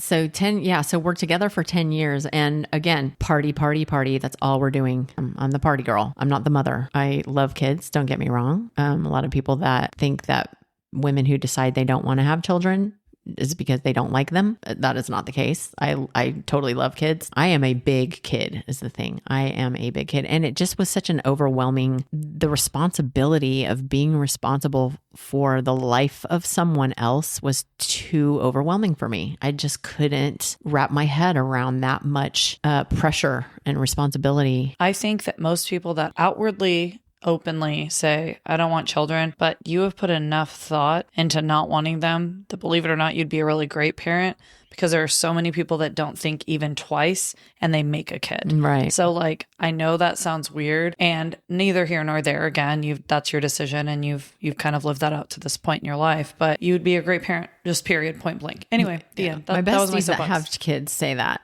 It's true. They're like, we can't figure out why you never had children. But it's also okay because I bet you're a blessing to all of those kids that you're not a mom to. Yeah. They have to love having you around. Yeah. So I'm a fun aunt. I bet. So you're with Little Rock. I love that we're calling him Third Rock from the Sun. You're with him and things are going well. You finally got acclimated back into his family after that whole thing kind of blew over finally. Yeah. Where was a turning point where this wasn't a thing? We existed on partying. That was just what we did. We had a great group of friends and we were just living the whole time. And we both knew we weren't going to have kids and we just liked having the freedom that freedom of being able to just do whatever we wanted to do. So here we are, 10 years goes by. It was when I was coming up on my 35th birthday. It was like, I just had some sort of a like, holy crap, you're going to be 35. Like it was that whole midlife. Oh my God, you're 5 years away from being 40. Coming into my 35th birthday, I had decided, I was like, there's got to be more. I started getting that there's got to be more to life than just this. I literally have been living this party mode life since high school, really. Like 15 years, 16 years at least. Yeah. And I somehow, some way just started getting this kind of like, there's got to be more to life. You're not going to do the kid thing, but there's got to be more. So I started feeling this calling, like you need to go back to church. And I had not been in a church since I was 10 years old. I stayed away from organized religion for that long, but there was something just saying, you need to get some God in your life. You cannot continue to, if you're not going to live long if you continue this way. And what are you doing on this planet? What kind of footprint are you going to leave? That you drank a lot and smoked a lot of weed? What kind of footprint is that? Like, is that how you want to be remembered? I ended up going to a church near me. It was a Methodist church. Started going on a regular basis. And I kind of felt like, okay, this is the path you're supposed to be on. And I started kind of in my head thinking this whole party mode thing, like we've been doing this for how long? And I need to kind of rein that in, and not everything needs to revolve around that, because it was everything we did revolved around that. So my mindset just started to kind of switch gears with respect to overall life. And he was raised Catholic. And so he went with me, and I started to want to be with someone who was going to be like-minded. And knowing that he had gone to church as a kid, I thought, okay. You thought he'd be able to connect too with Right. It wasn't like he didn't ever go. He went occasionally, Christmas and Easter, when I got baptized, but he didn't go he didn't go with me all the time. I was pretty much just going for Solo myself. dolo. So yeah. But my family, my dad, my brother-in-law, my sister, they actually ended up attending this church. They started going. So I really got a lot out of it. I started kind of getting into the serving others mentality, was giving me purpose. He actually ended up breaking his back. The emotions were all over the place all the time. Like he was feeling, obviously he was in pain. He was going through therapies after therapy after therapy, and nothing was fixing the problem, so it was just all up and down and all over the place. And we were fighting a lot, and finally got to the point where he was like, okay, I guess I'm just going to have to get surgery. And he gets his x-ray to go to this appointment. Come to find out. So they're looking at the x-ray, and his buddy goes, who is that? And the name on the x-ray wasn't his name. The x-ray in his thing was not his x-ray. And this was the jacket that held the x-ray that all of the doctors that he had seen for a year were looking at, and none of them caught the fact that this x-ray they were looking at was not that patient. They were treating him for degenerative disc disease or whatever. What he actually had was a fragmented piece of vertebrae that had wrapped up in his sciatic nerve and two other nerves. I wasn't there when that happened, but what I will say, believe me, there's a point to this. The friend that was with him, when he saw that and realized what had been going on for the past year, our friend said to me, I saw him break. Something snapped in him at that moment. When he got diagnosed with PTSD later on, the doctors said it was a combination. He was a cancer survivor. There was that, and there was one of his best friends, childhood best friends, had committed suicide. There was that, and then this thing with his back and the misdiagnosis and everything. And the doctors say that life-altering impacts on him, that basically he went into PTSD mode. Like he snapped. He snapped. Totally snapped. So y'all's relationship after that had to be like a complete shift. It became no longer just partying to have fun. He was drinking to just cope every day. Self-medicating. Yeah, 100%. Yeah. And he became a different person. We stopped at a stoplight one time, and because he thought the guy in the car next to him was eyeing him, he literally got out of his truck at the middle of an intersection, walks around to the, and is just raging on this guy And I was like, this is so not okay. It was that environment. And he was just, everything anybody said to him was accusatory and he took everything wrong. It's like his brain started filtering information differently. Everything turned into an argument. So what year of marriage was all of this? We're not even married yet. This was before you got married? Yep. So y'all were together, you said married 10 years? So were you together this happened 10 years? in our 7th year. Wait, and then you still got married after? Yeah. Holy shit. So you were trying to like stick it out and fix it and help Yes. him fix it. Yeah. And was he trying to get on the right path of fixing it here and there? He did. So I actually broke up with him. I'm not going to be in a relationship with somebody that I could see this going into potentially physical violence. Yeah. And I was like, I'm not doing that. But we were on a lease and I had to live with him. Very few people can do that. Yeah. I spent a lot of time away from the house, hanging out with my friends, couch surfing. I spent the night at friends' house a lot. I just really wasn't there. Apparently it was some sort of an awakening for him because he ended up going to the doctor and seeking help, realizing, okay, yes, I'm out of control. I have a problem. And so they put him on medication. And so he got on medication and he was on it for a little while and I could see the change in him, on the few times that we were in the same place at the same time, he was definitely more back to like his normal self. Knowing he got on medication, knowing that he helped himself, seeing his change, we got back together. So we ended up buying a condo. And the place that we moved to was sort of isolated though. It was kind of a little bit far away from where where we worked and like where I worked and all of our friends were at. It was a little bit of a drive, so it was a little isolated. He needed to stop drinking when he got on this medication and he didn't. And being on the medication and drinking that much, like it did not jive well at all. So he got off the medication. Well, obviously, if you can't drink when you're on it, you just get off the med and then you're fine. Exactly. So things started sliding. The drinking, so I stopped going to church. The whole isolation thing kind of really derailed me. It's not party mode anymore. It's doing this to exist on a daily basis mode. Quite frankly, I was there too. I really was. I was just, if I wasn't at work, I was intoxicated in some way, shape, or form. So you were both coping in this way. Yeah.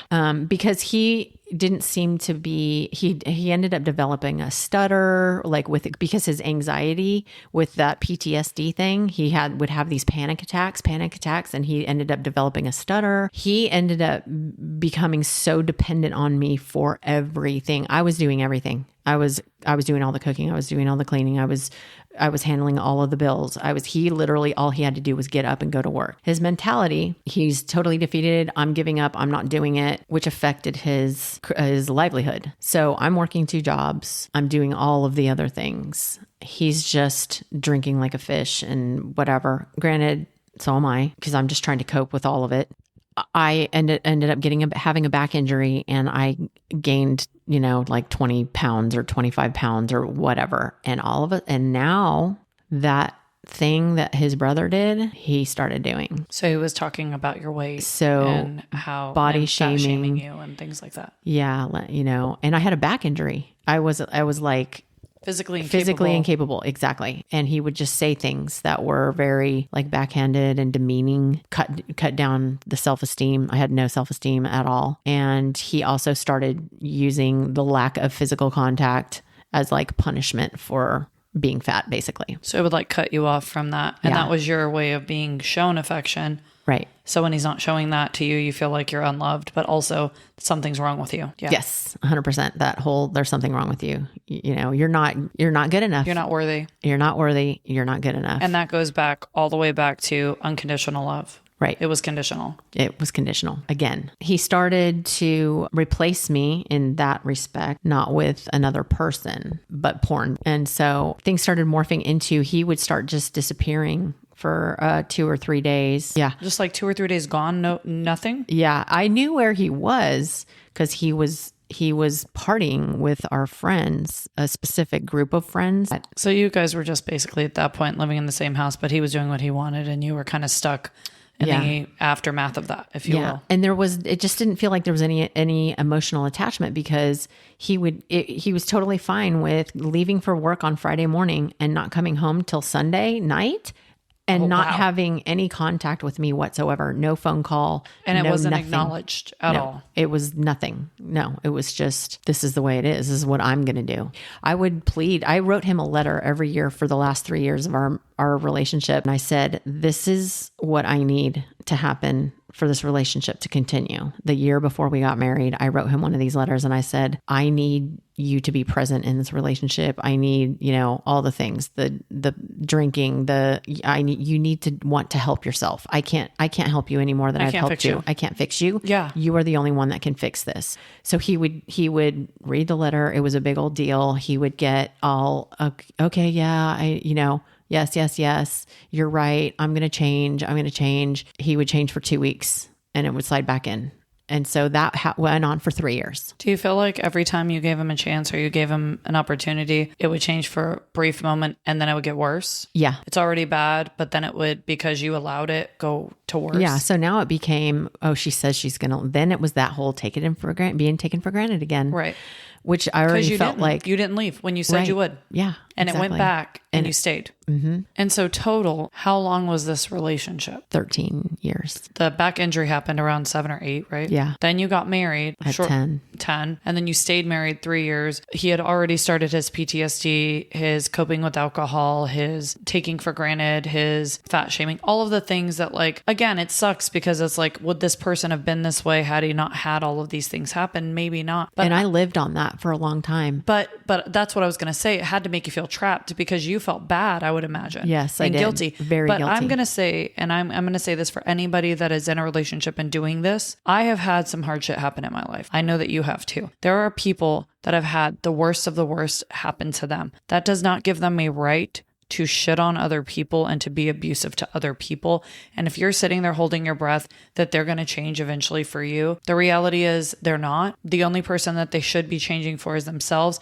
And you got to leave and give them the room, and either they will or they won't. But don't stay in a relationship when that happens. It makes me sad. I've done it myself. I've sat there and all the possibilities of what something could be. But the reality is if they want to fucking change, they have to do it for themselves. Yeah. And I finally came to that realization. I finally came to that. It took me a long time to get there. I mean, I did everything that I could possibly do as a spouse to help him, try to fix him, try to give him the tools. But at what cost? Yourself. Myself, 100%. I was unrecognizable to myself by the time I left that marriage. I did not even know who I was. I did not even recognize myself. I looked in the mirror and I was like, who are you?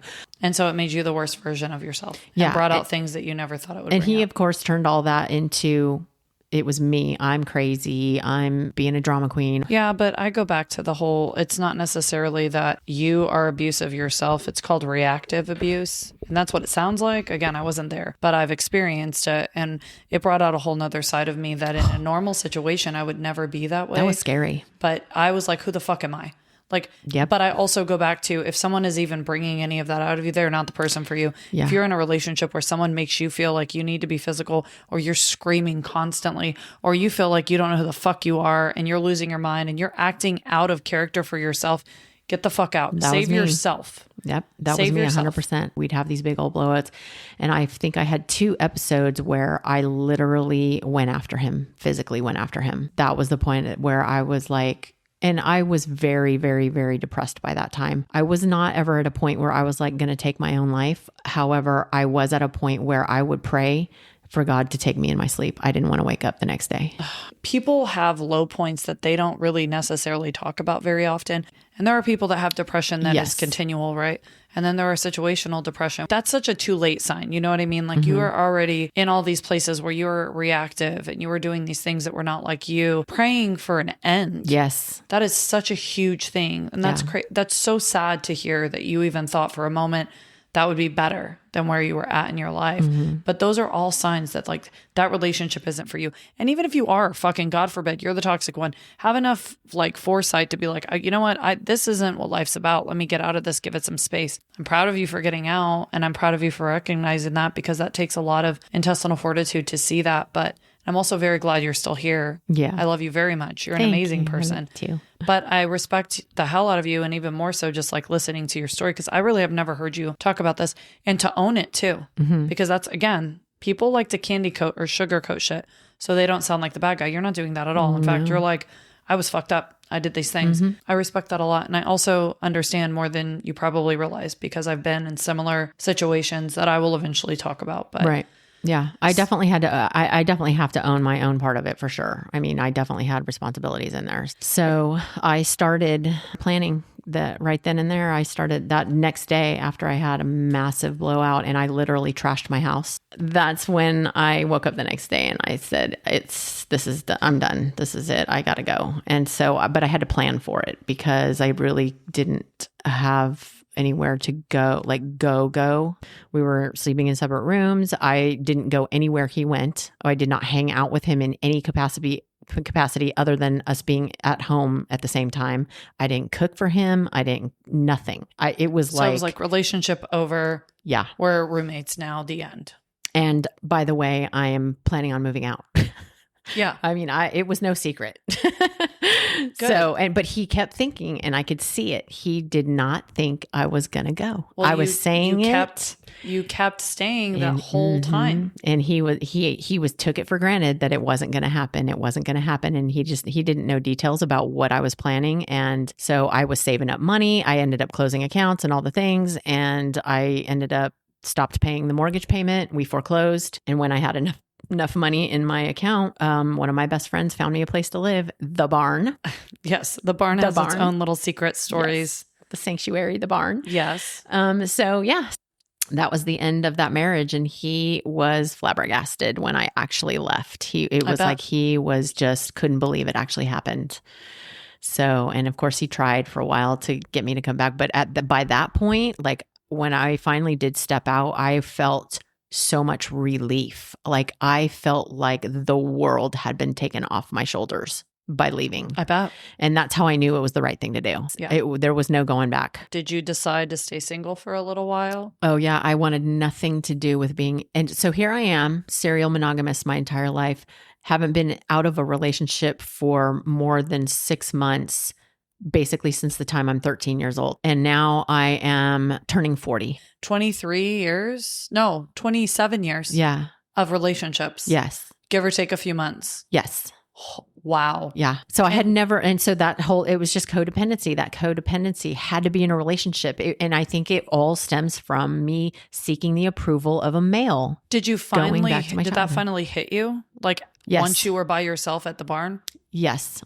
It was like, whoosh. It did. I had so many epiphanies when I left that marriage. I was so broken. And so not myself. And so I was literally working from ground up.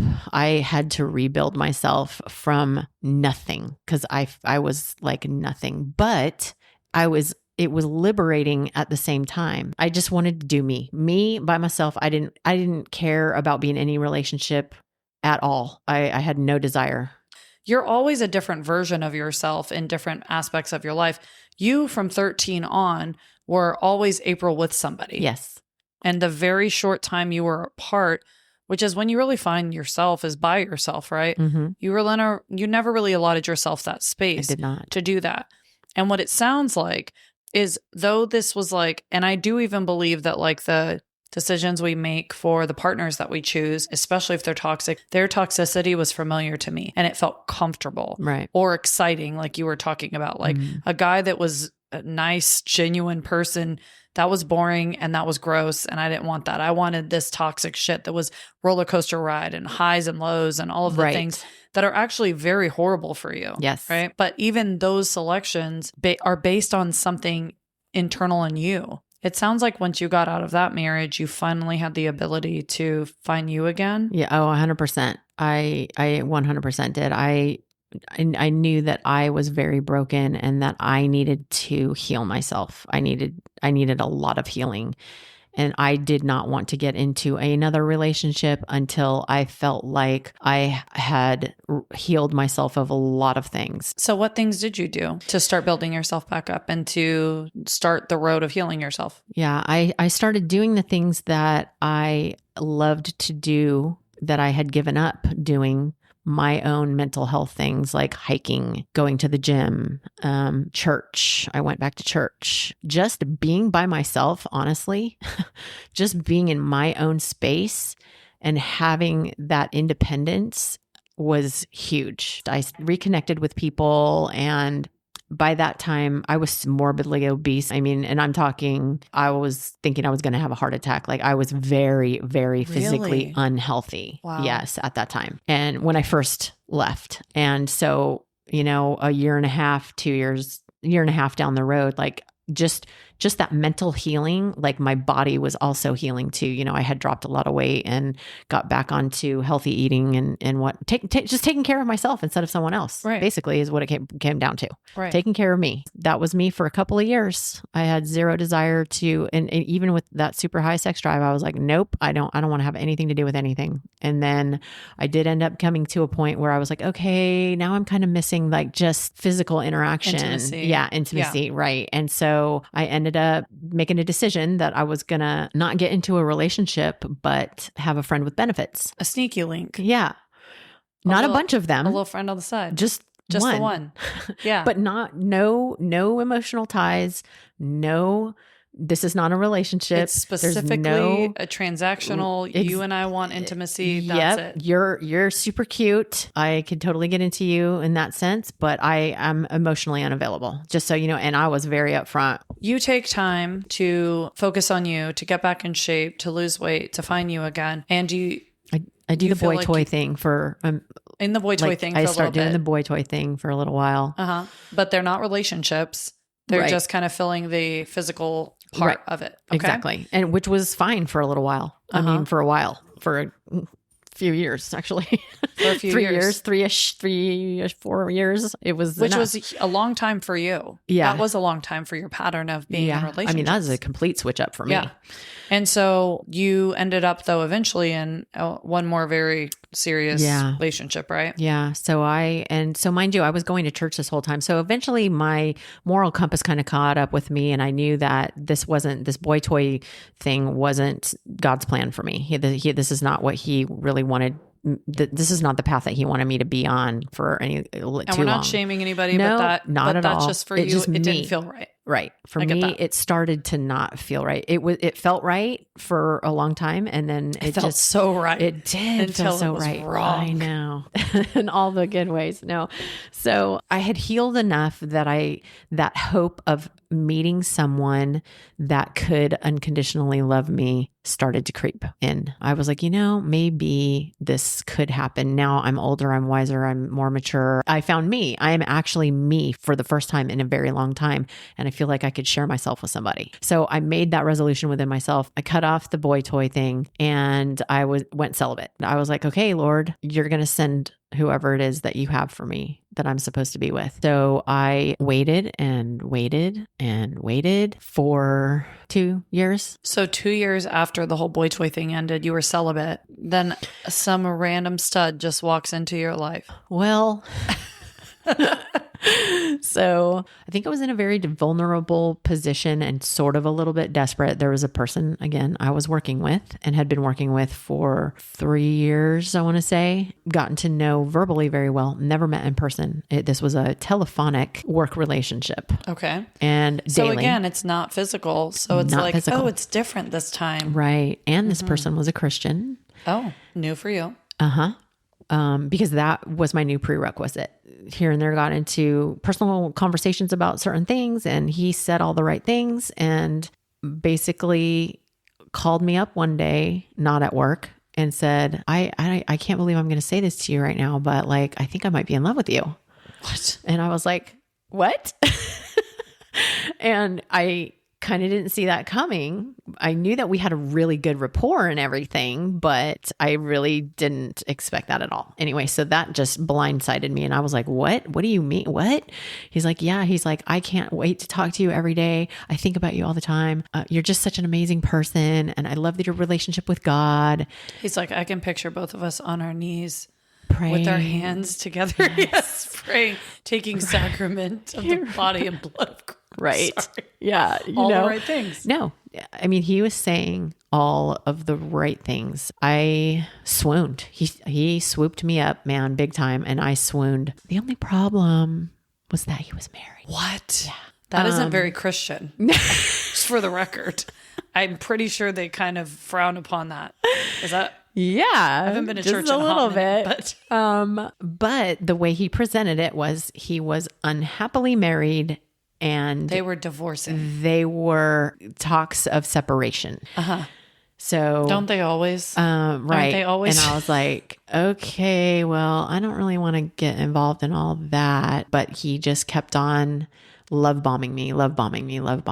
And I got addicted to that. I guess it was just my vulnerability and self-doubt because I had made this decision to go ahead and open myself up to be in a relationship and then it not happening for so long. It was desperate. I was desperate. I mean, I hate to say that about myself, but I was desperate. Well, yeah, it had been, like you said, it had been a long time. And you had done a lot of changing. Yes. Like completely shifting. And again, he was saying all the right things. So he basically long distance, across the country, long distance, telephonically made me fall in love with him. And I to this day cannot, I am in disbelief that I actually allowed myself to fall into that scenario. Isn't that weird when you look back on things? You're like, who the fuck was I? I just, how? It's so surreal to me. Like I look back like and it's I a movie. go, Like that wasn't you, right? all of the signs were there. If Right. it was my friend in You'd be that like, situation, I would have been like, no. what are you? Red flag, red flag, red flag, red flag. But I could not, and being in it and where I was in emotional capacity that I was in at the time, I could not recognize it. And he just was swooning and swooning and swooning. Oh, and then so it turned into, you should move to New York. That's where he lived. Yeah, that's where he lived. So New York was like, come on up. Yeah, and I was like, I am absolutely not moving to New York. You have a wife. Like now at this point, he had moved out. They were separated. I said, I'm not going to pick up and leave my entire life. You're still married. Yeah, you're separated, but you're still married.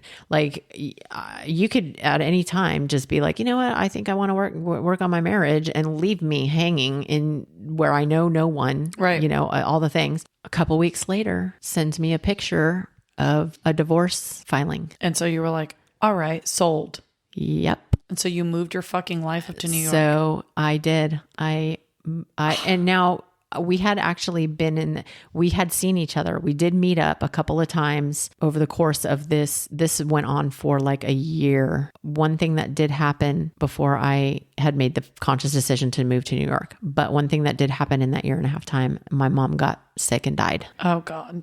And so he, of course, played into that. So this is where he was like your savior. Like yes, there for he was you, my savior. He was hero. like, oh, my counselor, my go-to person through my grief. And I was really pretty devastated by my mother's death when all of that ended, and I just wanted to run. And so I did. I ran to New York, and I ran to him. At first, it was pretty cool. It was scary. I'd never lived anywhere like that. Like New York City? No, New York State. I was in New York State. Okay.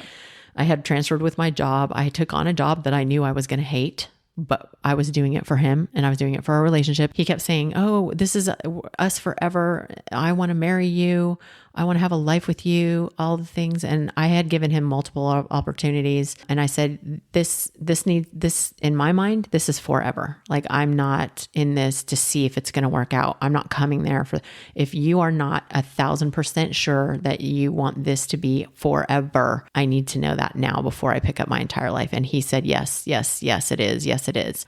Everything's pretty good for the first month or two. And then I start seeing behaviors that I'm like, he is chemically imbalanced. It was literally like bipolar-y. Oh, wow. Bad so like bipolar-y, highs and lows, and the ultimate roller coaster. Eccentric, like I can conquer the world.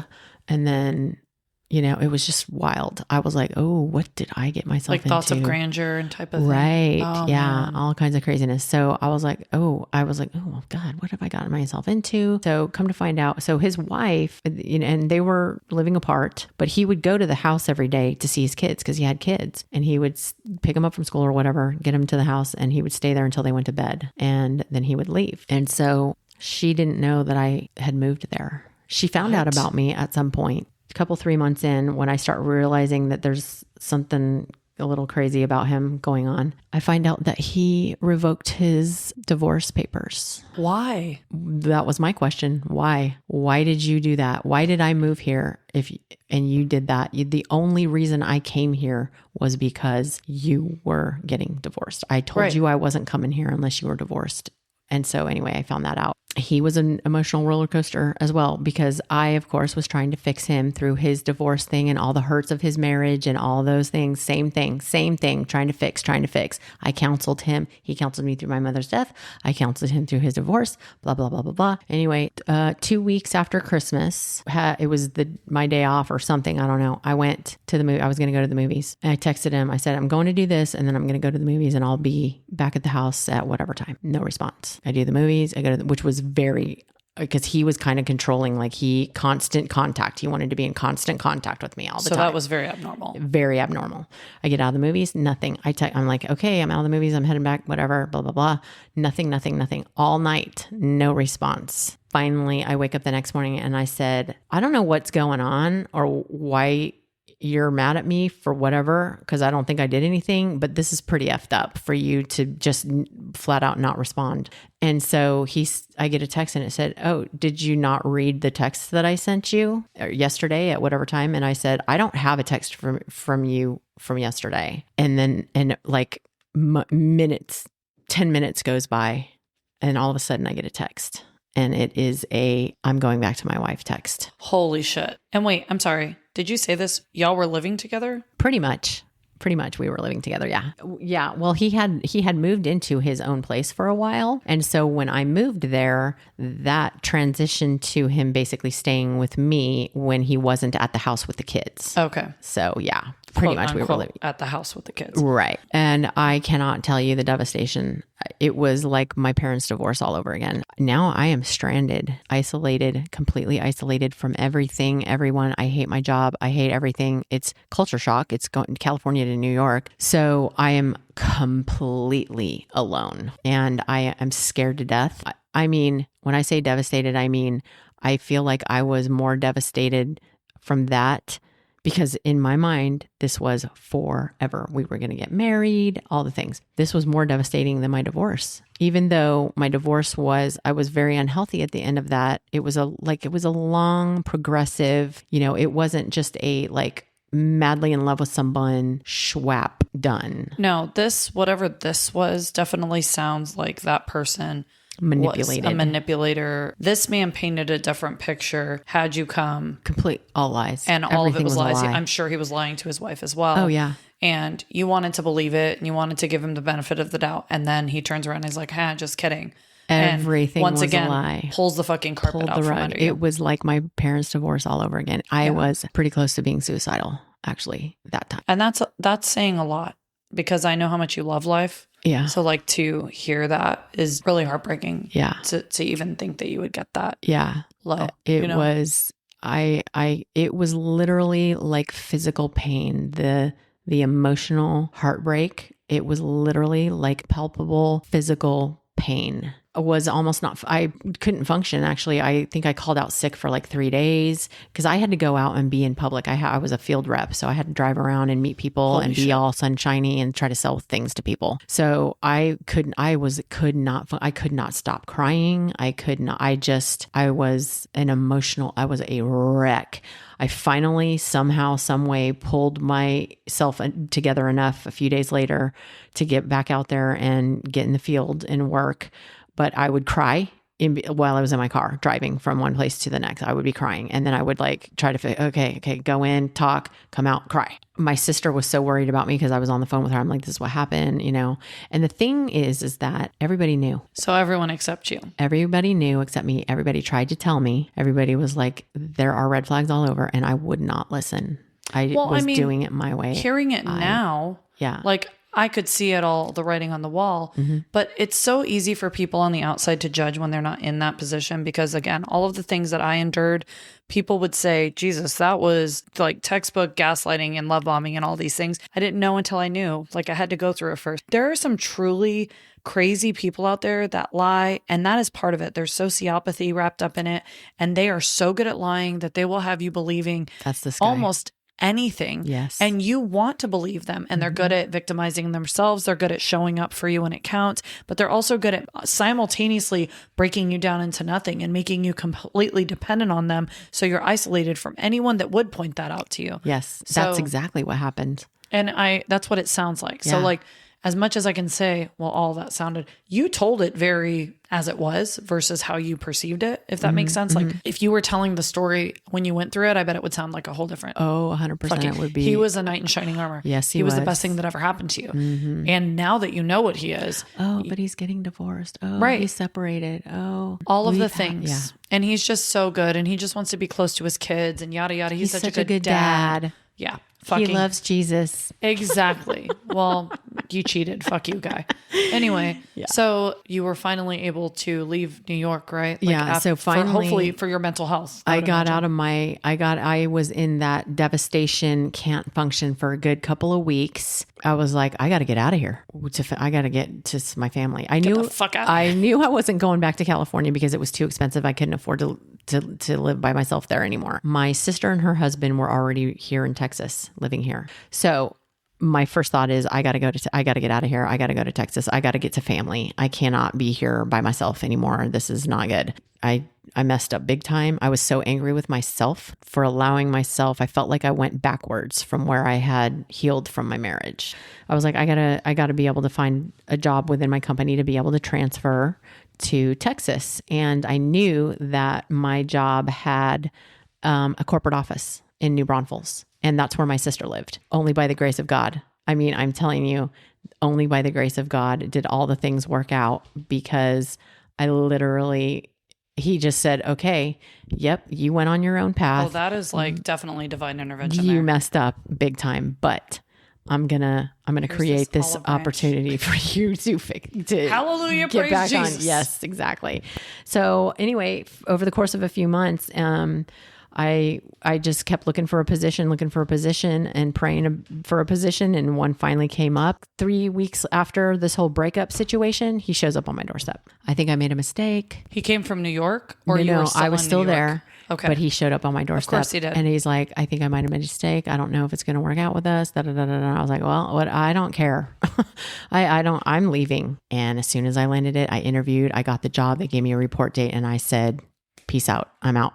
And you left. And I left. And did you not, I'm assuming you didn't say anything. You just left. I told him, I said, hey, I got a job. I'm moving. I'm leaving. I have a report date. I've got the pod coming, yada, yada, yada.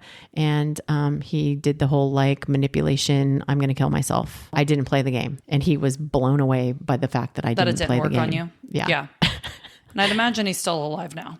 Yes, he is. I'm sure. Is he still with his wife? No. She left. All I know is when I met you, you were just like, really dedicated your life to helping other people, to being an advocate for people.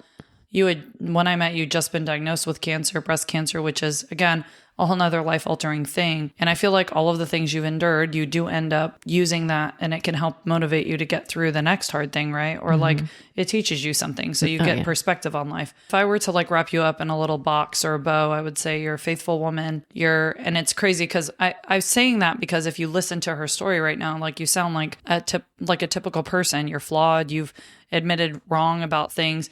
And honestly, this story really isn't about the people you were with, but you, like within yourself, the things that followed you through each journey and each relationship that you had carried for so long. The codependency issues, the not spending time by yourself to figure out who you are, the being lonely and allowing people to fill that void instead of you to fill that void for yourself. So, right. And I thought I was totally fixed at that point. You know, I thought I was like, I have done so much healing. I've got God in my life. I am good. I am solid. And then life said, hold my beer, bitch. And then you went and you were more devastated than ever. Probably because of that, though, because you felt like you had really healed.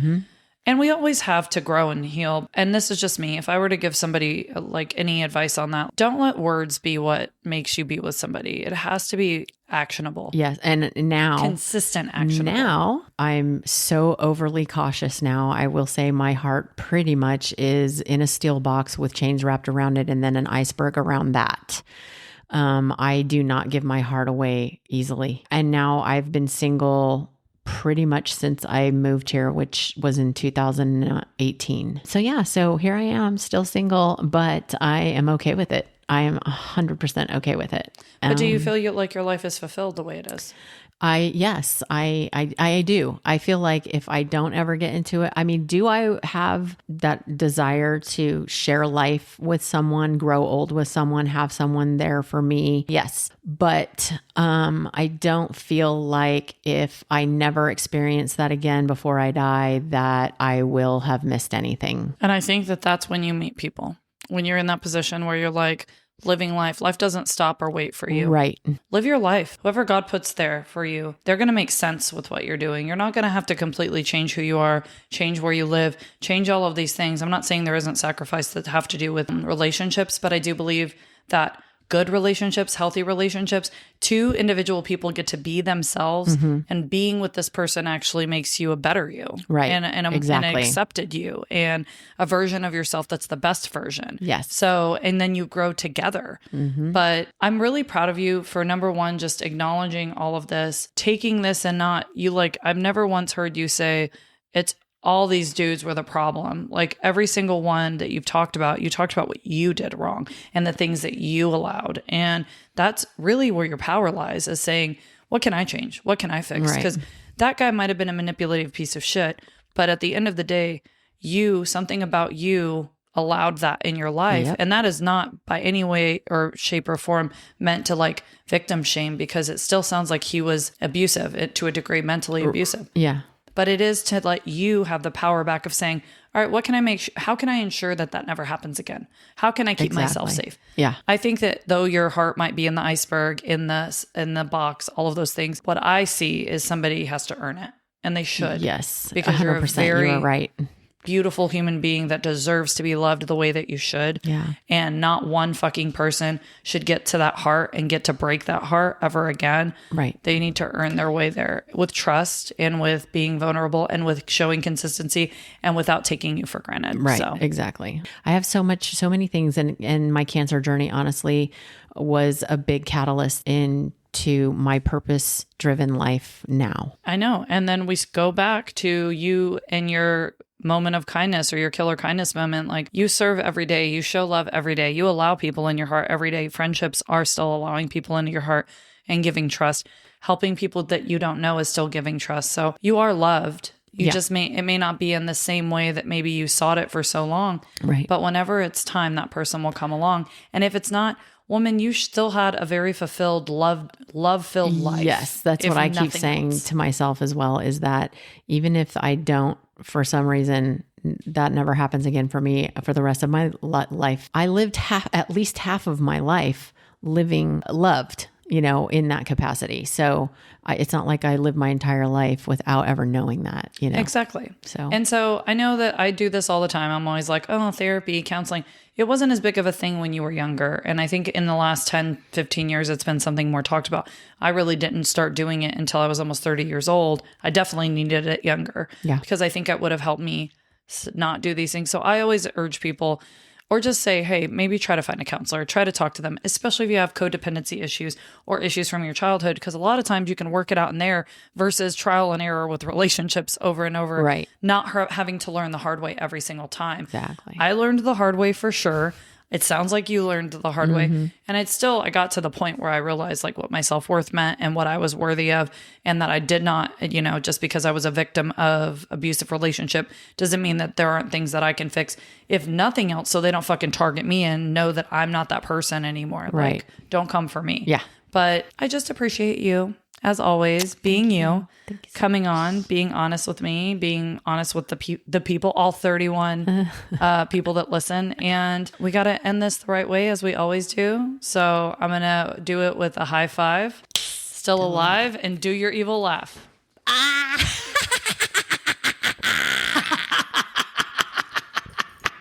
It's really good. Okay, bye.